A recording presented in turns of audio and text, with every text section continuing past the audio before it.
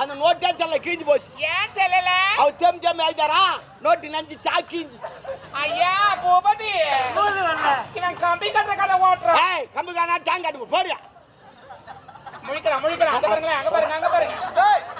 ஆமா நான் முழிக்கிறேன். அட நான் நம்ம எடுத்தேன் காத்துல வச்சு மூடு பண்ணி எடுத்தும்பா. உன்னை விட்டு வச்சு ஒண்ணு இந்தா ஒன்மா. ஆமா எடுத்துப்போ. யோ சொம்புல போலப்பா. என்ன சொம்பு சின்னதாகிட்டு இந்த ஊருக்கு போ. பூபதி பிபிடி.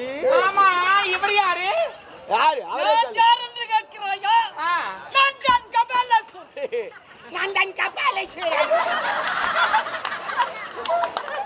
பாத்தியா ஸ்டைல். இல்ல நீங்க தான் சொன்னீங்க என் பேர் கபாலேஸ்வரன். நான் கபாலேஸ்வரன்.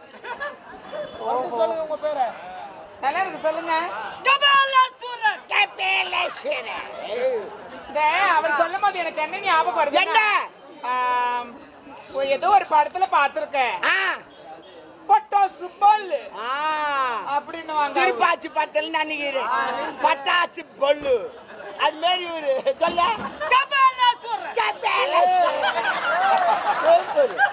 அப்படியே எம்ஆர்ஆர் மிஞ்சிட்டாரு பேரு எங்க ஆளு. சரி வரேன். என்னடா எது அதுவா? அதுதான் நான் ஒரு கோமணம்.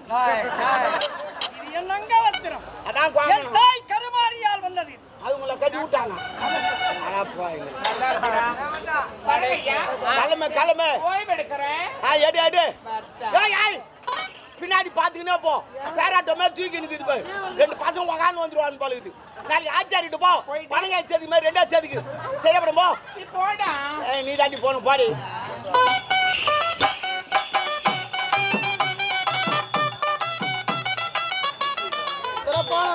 எப்படி இருந்தது? நாட்டியம் நன்றாக இருந்தது. ஆமா இன்னும் இது ஜபசபை ஆடுகிறது.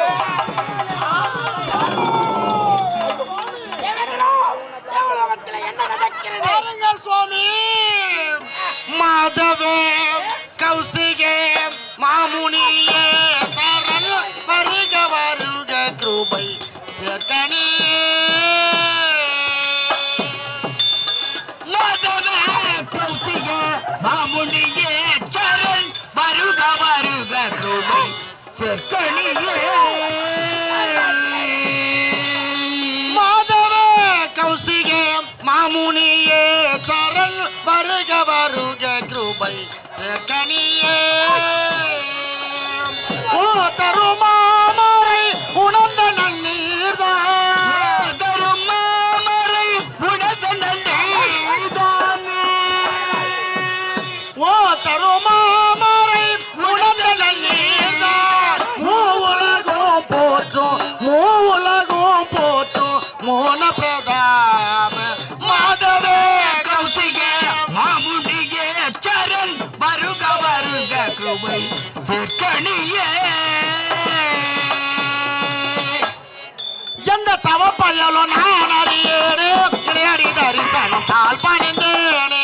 தவ பயலோ எந்த தவ பயலோ நான் அறியேனே இறையடி தரிசனம் தாழ் பணிந்தேனே. எந்த தவ பயலோ நான் அறியேனே கிடையாடி தரிசனம் தாழ் பணிந்தேனே. பந்த பாசங்களை அறுத்த சிமானே. பந்த பாசங்களை அறுத்த சிமானே. பரமசிவனை தினம் பரமசிவனை தினம் பஜக்கும் பூமானே. மாதவே கௌசிகே மாமுனியே சரண் வருக வருக கிருபை சேர்க்கனியே. கனியே கனியே.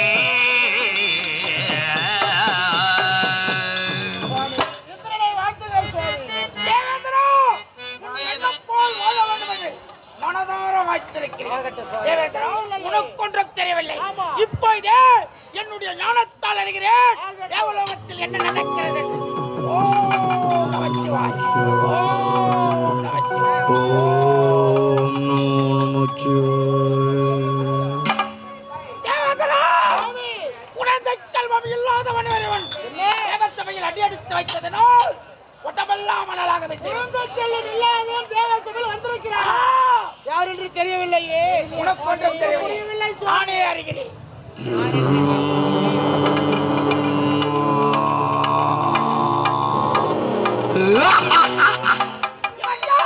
சிவலிங்க கோட்டை ஆளக்கூடிய கபாலசூரன். சிவலிங்க கோட்டை ஆளக்கூடிய கபாலசூரனுக்கு குழந்தை செல்வம் இருக்கா என்று கட்டுப்பா. கபாலசூரன், உனக்கு குழந்தை செல்வம் இருக்கிறதா இல்லையா? தேவேந்திரா, இதுவரை எனக்கு கபால செல்வமே இன்னும் முயற்சி எடுக்கவில்லை. பார்த்தாயா?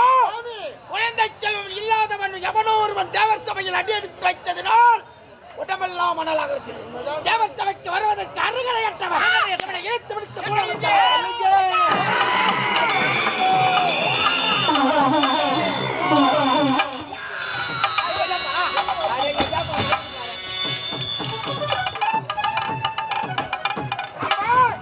தேவலோகத்திலே தேவர்களுக்கு மட்டும்தான் உன் நாட்டத்தை வெளிப்படுத்த வேண்டும்.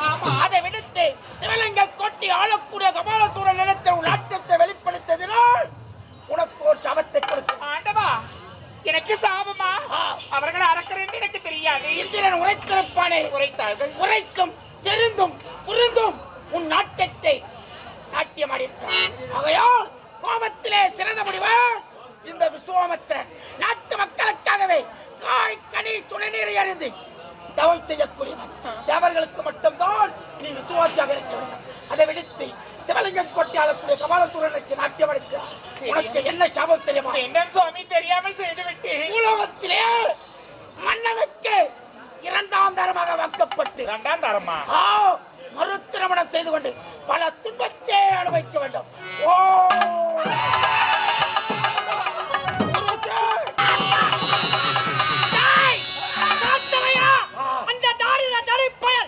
நமக்கு வில்லையில் தேவேந்திரன் கவலைப்படுத்தி விட்டான். எனக்கு வில்லை இருக்க இறங்கி நீ கோதாவல. இப்போ புறப்படுகிறேன். எங்க? எனது மனைவி கோவலவில்லை பார்க்கிறேன். வாயில செல்வம் பிறக்க வேண்டும் என்று சொன்னால் அந்த சிவனை குறித்த அவன் ஏன் பாக போறான்? அவன் நன்றி போறணும். அப்ப இந்த பேட்டரி காலியா? இல்லை, இறைவன் அருளால் பேட்டரி லோவா ஆயிட்டு. இப்போது புறப்படு. இந்த சிவலிங்க கோட்டால கூடிய கபாலசூரனுக்கு மனைவியாக கோமலவல்லி என்ற பெயரோடு வந்து வருகின்றேன். பாருங்களேன், அமருங்க. என்ன வாழ்த்துறதுலாம் இருக்கட்டுங்க. எப்போதும் சந்தோஷமா இருப்பீங்க. முகம் என்னவோ சோர்வையா இருக்குது. என்னங்க காரணம்? என்னாச்சு?